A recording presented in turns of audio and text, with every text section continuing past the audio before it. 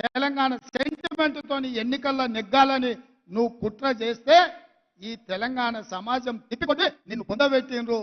ఇవాళ అడ్డ మీద కొట్లాడితే కుదరదు.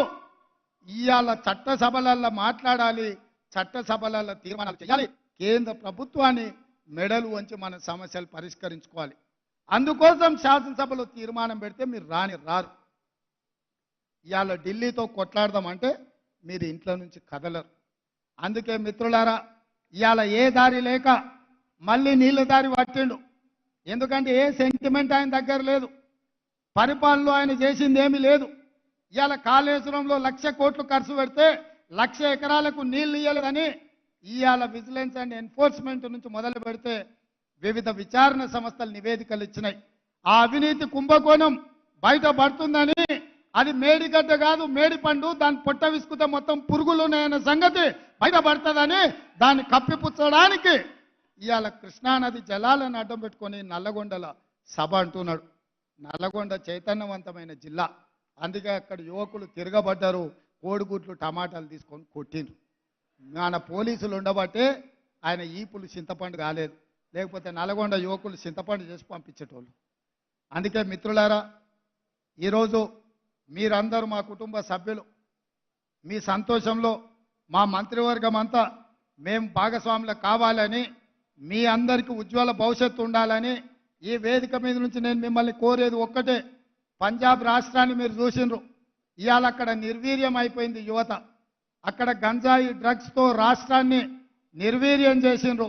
ఇవాళ తెలంగాణను కబలించడానికి గంజాయి డ్రగ్స్ మూటాలు నలుమూలలో తిరుగుతున్నాయి.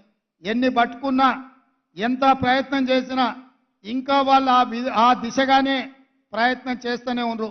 హుక్కా సెంటర్ల పేరు మీద పిల్లలను చిన్న చిన్న పాఠశాలలలో ఉండే యువతి యువకులను వీటికి బానిసలుగా తయారు చేసే ముఠాలు తిరుగుతున్నాయి. వాటిని ఎదుర్కోవడానికి టీఎస్ స్నాప్ నార్కోటిక్స్ డిపార్ట్మెంట్ను బలోపేతం చేసినాం. కోట్ల రూపాయలు వాళ్ళకు నిధులు ఇచ్చినాం, అధికారులను ఇచ్చినాం. నేను ఇక్కడ సెలెక్ట్ అయిన ప్రతి పోలీస్ డిపార్ట్మెంట్ యువకుడికి, మా చెల్లెళ్ళకు ఒకటే మాట చెప్తున్నా, ఏది జరిగినా ఈ రాష్ట్రంలో గంజాయి మొక్కలు ఉండొద్దు. తులసి వనంలో మొలిసిన గంజాయి మొక్కలను కూకటి వేళ్లతోని పునాదులతో సహా కదిలించాల్సిన బాధ్యత, పీకి వేయాల్సిన బాధ్యత, ఈ గంజాయి మొక్కల్ని ఏరివేయాల్సిన బాధ్యత మీ మీద ఉన్నది. మీరు ఇవాళ ప్రతిన బూనాలి. ఈ రాష్ట్రంలో డ్రగ్స్ కానీ గంజాయి కానీ ఎవడైనా పదం బలకాలంటే కూడా మోకాళ్ళలో వణుకు పుట్టాలి, కడుపులో సలిజలం దొర్రబడాలి. ఎందుకంటే మన రాష్ట్రాన్ని, మన యువతను నిర్వీర్యం చేసే ఇట్లాంటి బలహీనతలు ఈ తెలంగాణ రాష్ట్రంలో ఉండొద్దు. తెలంగాణ రాష్ట్ర యువకులు అంటే సలసల మరిగే రక్తంతో ఉరకలెత్తే యువకులు. తెలంగాణ ఉద్యమంలో ఉవ్వెత్తున ఉస్మానియా కాకతీయ యూనివర్సిటీలలో ప్రపంచం దృష్టిని ఆకర్షించి రాష్ట్రాన్ని సాధించిన నవ యువకులు. ఆత్మ బలిదానాలతో ఆకాశంలో తారలై వెలిగిన యువకులు ఈరోజు గంజాయికో డ్రగ్స్కో బానిసలైతే మన సమాజం నిర్వీర్యం అవుతుంది. మన సమాజం నిర్వీర్యమైతే మన భవిష్యత్ తరాలు ఎందుకు ఉపయోగం లేకుండా పోతాయి మిత్రులారా.